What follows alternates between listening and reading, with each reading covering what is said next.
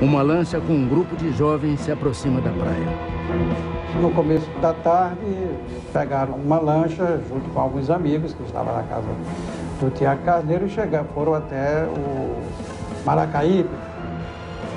Na lancha estão duas adolescentes de 16 anos. O marinheiro dá um aviso. Eles têm um horário limite para voltar por conta da vazante da maré. Maria Eduarda e Tarsila desembarcam com um grupo de amigos.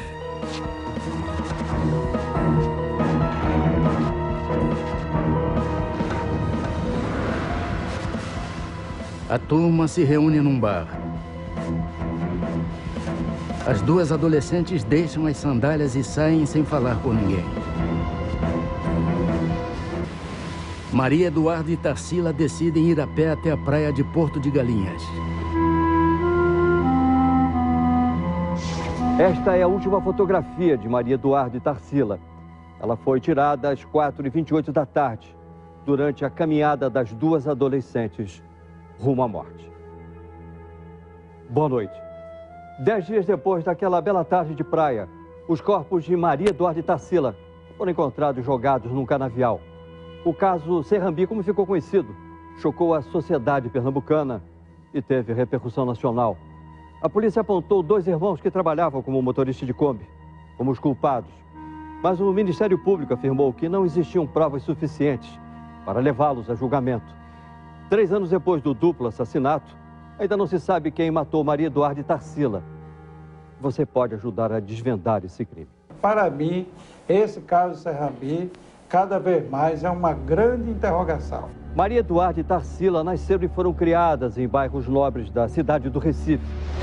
Tarsila se tornou uma jovem independente. Mesmo com temperamentos diferentes, as duas jovens se tornam amigas. Num show, Maria Eduarda encontra um outro jovem. O nome dele, Tiago Carneiro, 19 anos. Tiago convidou Maria Eduarda para sua casa de praia em Serrambi. Maria Eduarda aceitou o convite e chamou Tarsila. As duas foram acompanhadas de outros 7 jovens em 2 carros. Todos eram estudantes de famílias de classe alta do Recife. Esta é a casa de praia de Tiago Carneiro. Os jovens chegam a Serrambi e fazem um churrasco. A comemoração se estende até tarde da noite. A música tá alta, né? É mesmo. De madrugada, um vizinho de Tiago convida os jovens para um passeio de lancha. Aí, Tiagão. Oba! Então, cara, beleza? No início da tarde, a lancha sai de Serrambi e vai até a praia de Maracaípe. O marinheiro avisa que às 4h30 eles precisam retornar. E de lá ela se desvinculou da turma, foram andando sozinha. No caminho, Maria Eduarda e Tarsila são fotografadas por um conhecido. As meninas chegam a Porto de Galinhas, onde encontram vários amigos. Algum tempo depois, elas começam a pedir carona para voltar e pegar a lancha. Fim de tarde, Maria Eduarda e Tarsila chegam ao local combinado. Elas ficam sabendo que a lancha já partiu e todos se foram. As meninas procuram um ex-namorado de Tarsila. Elas pedem que ele leve as duas até Serrambi. Ele diz que não pode. Maria Eduarda pede o celular dele emprestado e liga para Tiago. Ela pede para ele vir buscá-las. Tiago se recusa. Precisamos da sua ajuda, Tiago. Cadê você? Cansadas, famintas e sem dinheiro, Maria Eduarda e Tarsila ficaram circulando por Porto de Galinhas. Elas fizeram mais 2 ligações de orelhões para a casa de Serrambi pedindo ajuda. Um carro! Ai, um carro! Ai, bora! Anoitece. Maria Eduarda e Tarsila começam a pedir carona. O músico Ariano Acioli reconhece Tarsila e para. Maria Eduarda sugere que elas liguem novamente para Tiago, mas Tarsila se recusa. Ariano deixa as adolescentes num local iluminado e faz um alerta. Elas não devem pedir carona fora daquele lugar, porque é perigoso. Quando elas vieram de lá, primeiro elas entraram naquela padaria para comprar cigarro. Depois que compraram o cigarro, vieram até aqui, então elas pediram o rapaz para fazer xixi. A Bidenaldo disse que o banheiro era na esquina, elas estiveram na esquina, foram ao banheiro, mas acharam meio esquisito. O que aconteceu a partir daquele momento é um grande mistério. No dia seguinte, as famílias foram informadas de que as duas adolescentes teriam sumido. Era o início de um sofrimento que dura até hoje. No dia 8 de maio, o chefe da Polícia Civil nomeou um delegado e determinou que o duplo homicídio fosse investigado. O Ministério Público não entendeu a decisão. Ora, como é que ele poderia adivinhar que se tratava de duplo homicídio ocorrido no dia 3 de maio, se não se sabia ainda a data em que a menina tinha morrido, e ainda não se sabe, e não se sabia, e elas ainda não tinham sido encontradas. O pai de Tarsila e um amigo resolvem vasculhar a região onde as adolescentes estiveram. José Vieira e o amigo entram num canavial próximo à praia de Porto de Galinhas. E quando tinha uma bifurcação de um lado só, ele ia para um lado e eu ia para o outro. Eu fui numa certa bifurcação, eu fui para baixo e ele subiu. Vieira volta e encontra o amigo aterrorizado. Eu chegando lá, encontrei praticamente dois esqueletos, um a 2, 3 metros de distância do outro, não reconheci. Aí eles prestam atenção, eu levantei um pano que estava de lado assim sujo e os dois estavam com um short, bermuda, não sei o que era, arriado até o joelho.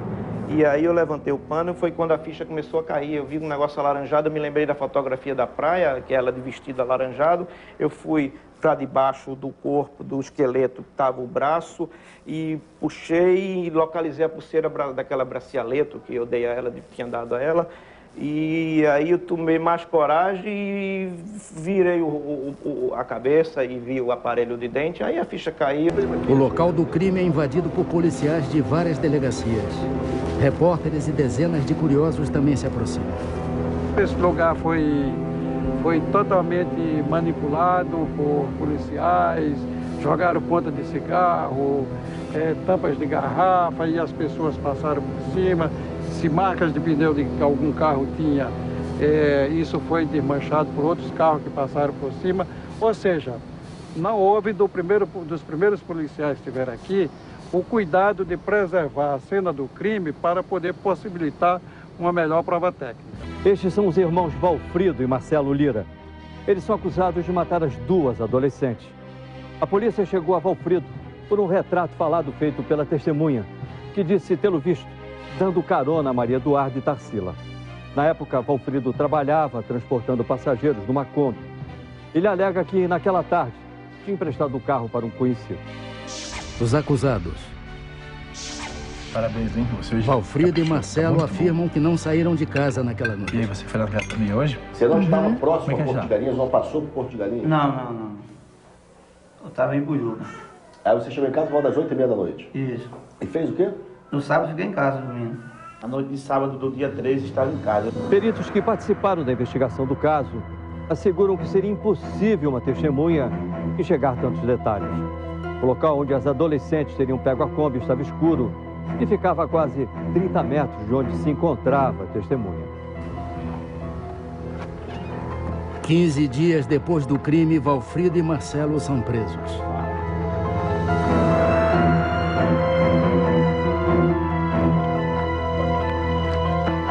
Os amigos de Maria Eduarda e Tarsila, que estavam com elas na casa de Serrambi, afirmam que não viram mais as duas depois do passeio de lanche.